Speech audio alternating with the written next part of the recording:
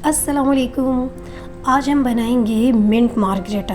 गर्मी बहुत ज़्यादा है और ये गर्मी का तोड़ है, तो बनाना बहुत ही आसान है। तो चले फिर हम बनाना शुरू करते हैं। तो सबसे पहले हम पुदीने की पत्तियां लेंगे, उन्हें अच्छी तरह से वॉश कर लेंगे।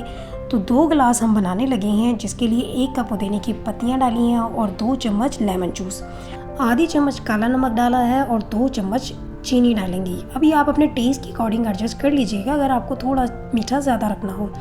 और आधा चम्मच ही इसमें डाला है नॉर्मल नमक, और इसमें 2 चम्मच पानी डाला है, क्योंकि सबसे पहले हम पुदीने की पत्तियों का पेस्ट बनाएंगे। अगर हम ये स्टेप नहीं करेंगे, डायरेक्ट अगर बनाएंगे सारी इंग्रेडिएंट डाल के, तो पुदीना अच्छे से ब्लेंड नहीं होगा। तो ये देखिए पुदीने का पेस्ट बन चुका है। तो ये करना बहुत ज़रूरी है। सिर्फ 2 चम्मच पानी डाल के पहले पुदीने की पत्तियों का पेस्ट बना लेना, उसके बाद हम इसमें सोडा वाटर डालेंगे, 7 अप या स्प्राइट जो भी आप डालना चाहते हैं। उसके 2 ग्लास डालेंगे और उसके बाद फिर हम इसमें डाल देंगे आइस। उसे क्रश कर लिया है मैंने और क्रश करके डालेंगे ताकि अच्छी तरह से वो भी ब्लेंड हो जाए।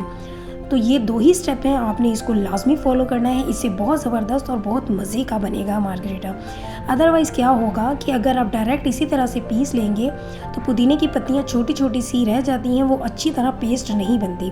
तो ये देखें, इस तरह करने से कितनी अच्छे से स्मूथ सा बन गया है। तो बिल्कुल भी पुदीने की पत्तियाँ नज़र नहीं आ रही। तो इसी तरह से आपने बनाना है, बहुत मज़ेदार बनेगा।